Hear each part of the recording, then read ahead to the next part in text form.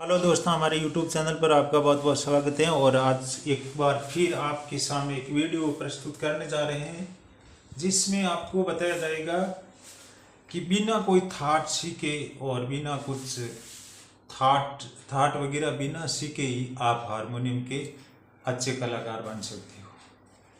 वो कैसे, तो मैं आपको इस वीडियो में विस्तार से डिटेल में मैं बताऊंगा। और आप इस वीडियो में बने रहना, पूरा फिर वीडियो को देखना। मैं क्या कह रहा हूँ, बिना थाट सीखे आप हारमोनियम के अच्छे कलाकार बन सकते हो। और तो इसका क्या महत्व है, थाट का महत्व क्या है मैं बताऊँ। देखिए, थाट में और कुछ नहीं होता है। थाट में ये होता है कि जैसे अब सारे गा में बजाते हैं, यहाँ से सारे गा बजाते, सा रे ग म प ध नी सा, ये सारे गा में वही। तो वो 10 थाट होते हैं। तो ये समझने की बात आई, आप समझ सुन लो इन बात को। तो वे 10 थाट होते हैं, तो उसमें क्या होता है कि इनमें जैसे मतलब सा रे ग म प ध नी सा, तो इसमें ये शुद्ध लगे तो इसका एक थाट हो जाता है। उस थाट का नाम कोई बिलावल वगैरह है, ठीक है। तो वो थाट बन जाता है। शुद्ध का भी थाट होता है। और कई थाट ऐसे होते हैं जिसमें सा रे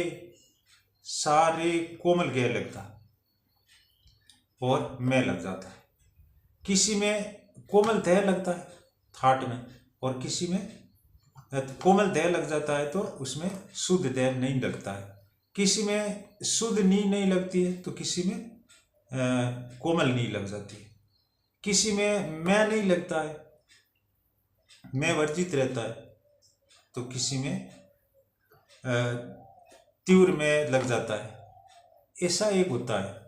कुल मिलान इसमें बात यह है कि मतलब ये जो कोमल स्वर है नहीं, जो कोमल स्वर है, इन कोमल स्वरों पर ही वो है, तो उससे राग बनती है। मतलब राग बनती है, पर पहले आप हारमोनियम पर जैसे आप थाट सीखोगे तो कोई मतलब नहीं निकला कि क्यों, आपके वो काम की चीज़ ही नहीं होगी।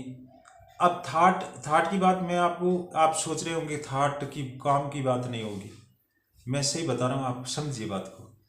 थाट का मतलब है कि अपन को कोई भजन की राग बजाना, भजन की राग बजाना, तो अपन हारमोनियम पूरी सीखे ही नहीं है और पहले ही अपन थाट बजाना शुरू कर दे तो थाट से अपन भजन निकाल देंगे क्या?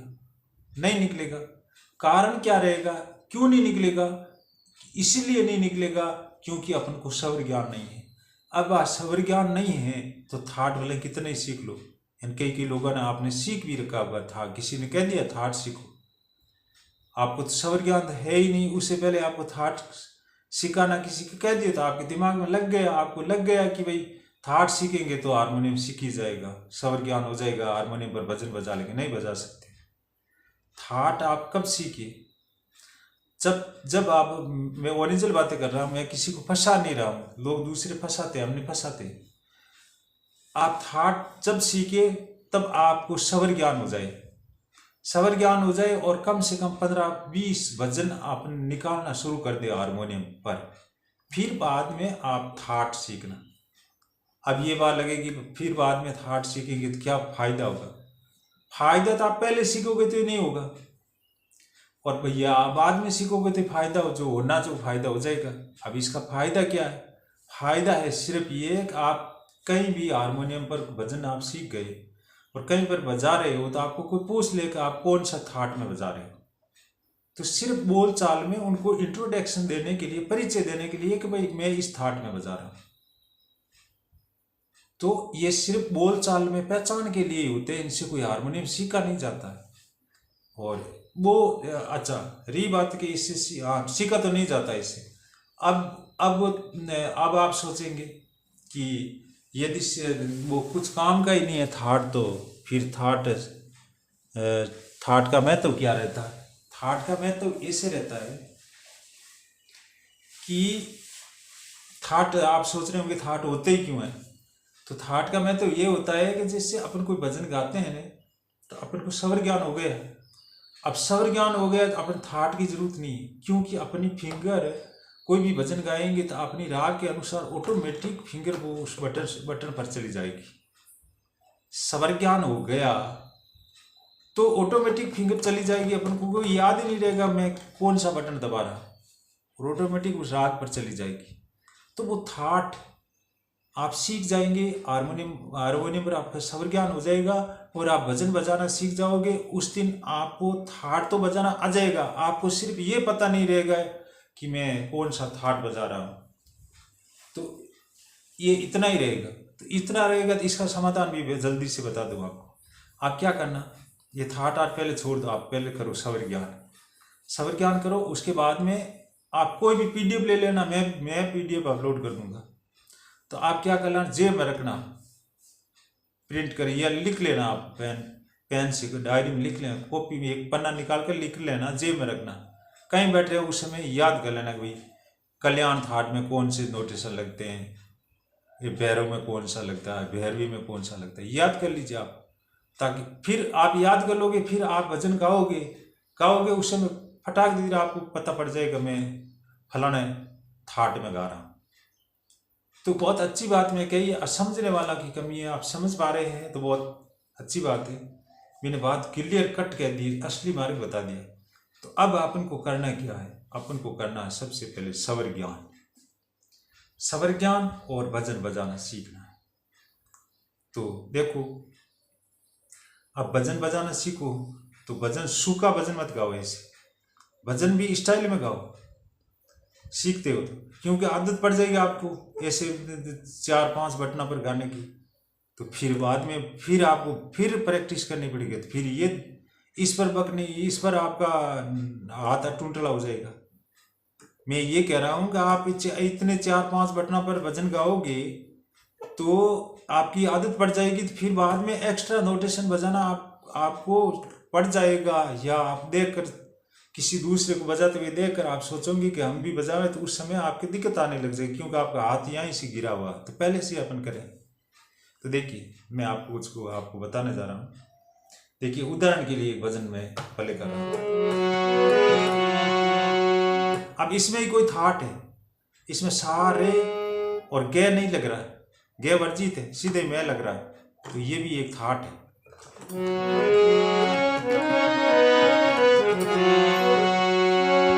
चलो, एक ही भजन ऐसे भी होते हैं। अब ये भजन बजेगा, जो मैं भजन बजाने जा रहा हूँ, तो भजन में नोटेशन लगेंगे कण स्वर, ये इसको बोलते कण स्वर। ये मंदिर सप्तक का नी है पीछे का, और सा मेरा ये रहेगा। तो सा रे और मैं पद है, इस पर ये भजन बजेगा, मैं बजा रहा हूँ, और कण स्वर लगेगा ये। तो आप समझ लीजिए 1 2 3 4 5 बटनों पर बजेगा। और भजन का यही होता है, कम से कम 5-7 नोटेशन लग जाने चाहिए भजन में, और एक्स्ट्रा नोटेशन 7 एक्स्ट्रा। अब एक्स्ट्रा 7 कैसे लगते हैं, ये भी आपके कन्फ्यूजन हो रही है, तो मैं आपको ये भी बताऊंगा इसी वीडियो में। तो देखिए,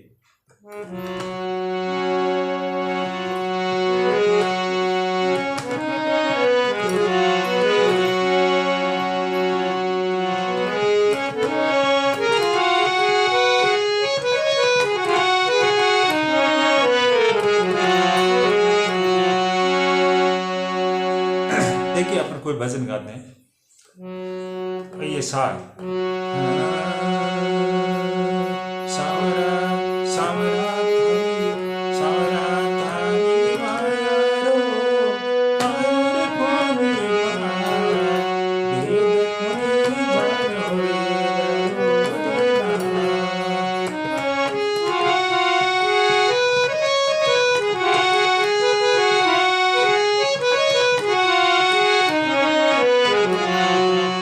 मैंने एक्स्ट्रा बजाई है, समझोगे आप तभी समझ में आएगा। मैंने एक्स्ट्रा बजाई, ट्यून बजाई एक्स्ट्रा, जो अपन गाते हैं उस समय गाने के बीच रुकते नहीं, जो ट्यून बजाई मैंने ये एक्स्ट्रा में, और गाने के लिए ये।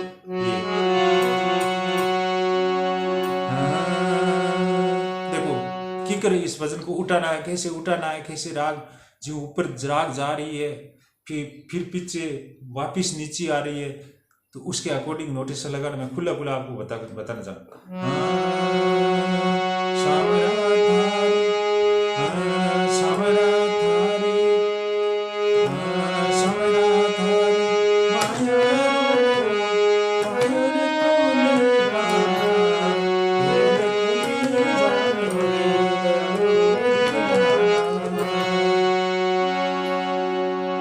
गौरा जाया मेलिया कमावे दीने राम बूढ़ा कर कर बेचे हो गया दीना।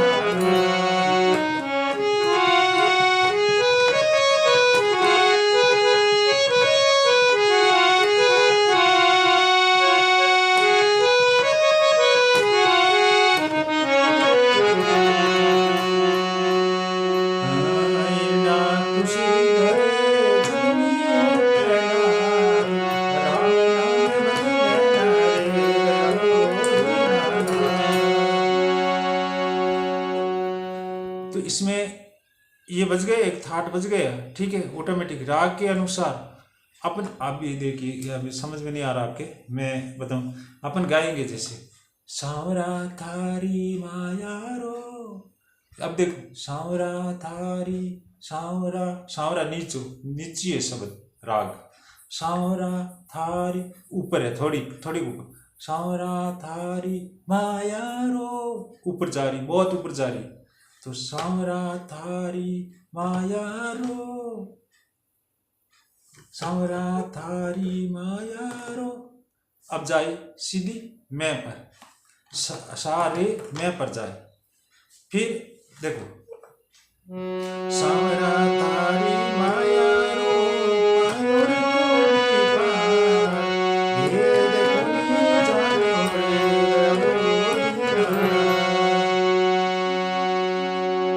गौरा जाया बेलिया कमावे दीने राम बूढ़ा कर कर बेचे हो।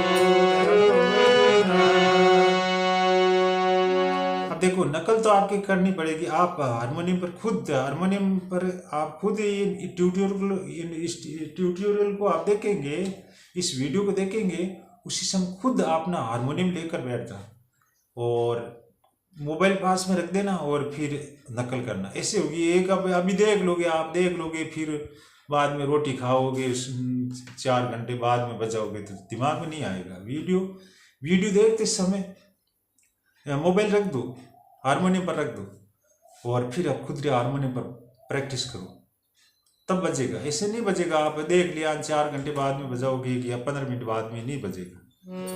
नकल करो हाथ तो हाथ। सांवरा थारी माया रो, पायोर कोनी पार, वेद कोई जानो रे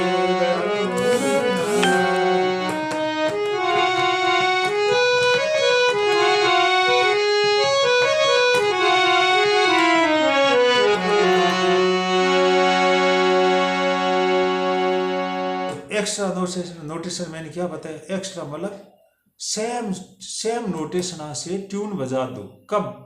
जब भजन अपन 2-4 कड़ी बोल देते बीच में आप विश्राम करते हैं, जैसे ढोलक मंजीरा बजाते हैं, उस समय ट्यून बजा दो तो मधुरता आ जाओ भजन में, स्ट्रांग बजाओ बढ़िया से।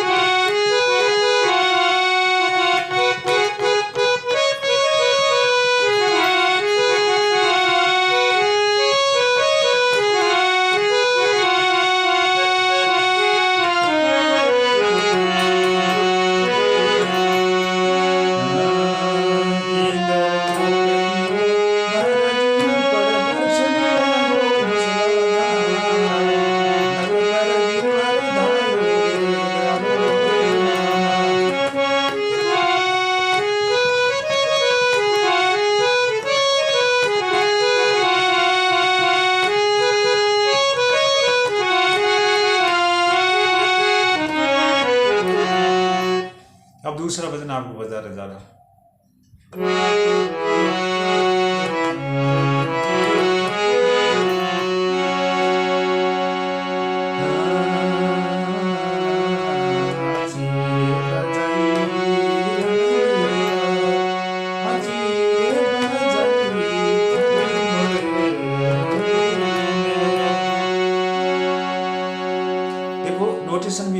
लास्ट में आपको बता दूंगा, चिंता मत कीजिए। ये वजन उठेगा कैसे, ये पैर से उठेगा।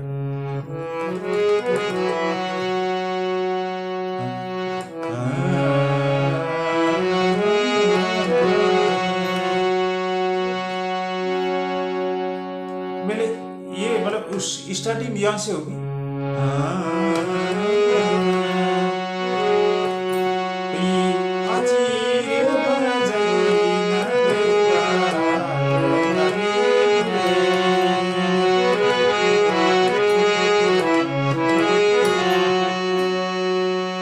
यहाँ से आवाज शुरू हो गई ऐसे।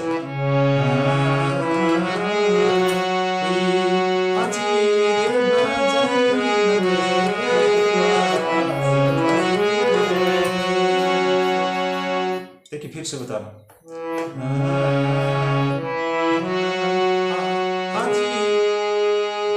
रे से उठेगा।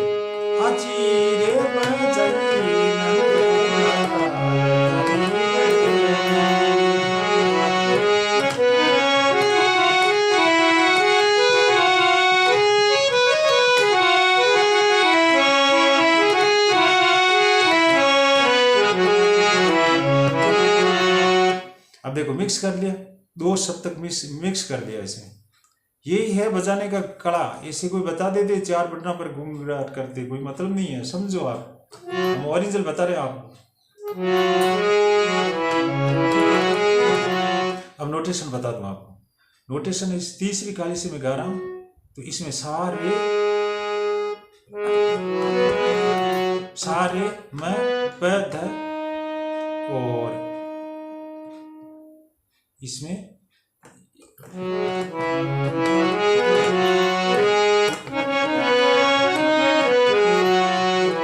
देखिए सा रे म प ध सा, ये नोटेशन लग रहे हैं इसे।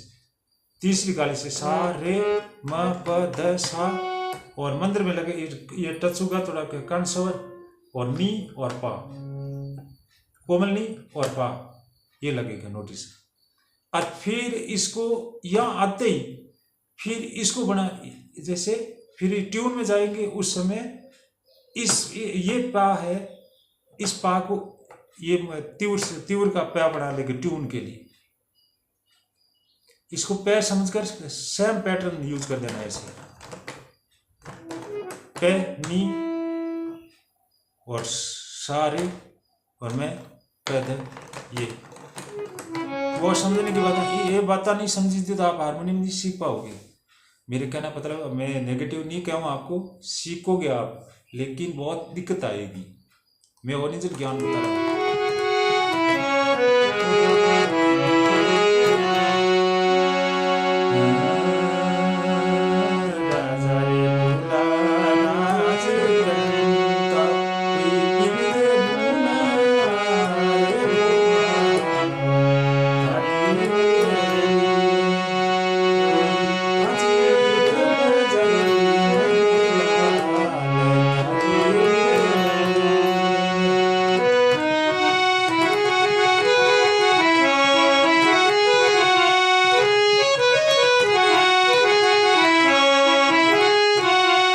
ये मैं एक्स्ट्रा बता रहा हूँ, आप समझ रहे हो। बीच में ऐसे बताना।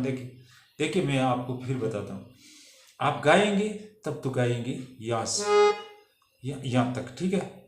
फिर आप ट्यून बजाते समय ये पा है, इसको ये पा समझते हुए सेम पैटर्न आगे लगा देना। जो पैटर्न ये किस समय बजती है, ये ट्यून बजती है जिस समय आप 2-4 कड़ी कर देते हैं, फिर बीच में ढोलक मंजीरा बजाते हैं और अपने रेस्ट करते हैं, उसमें ये ट्यून बजाने जिससे भजन में बहुत सुंदरता आ जाती है। तो देखिए अब मैं पैटर्न चेंज करूंगा, आप ध्यान रखना।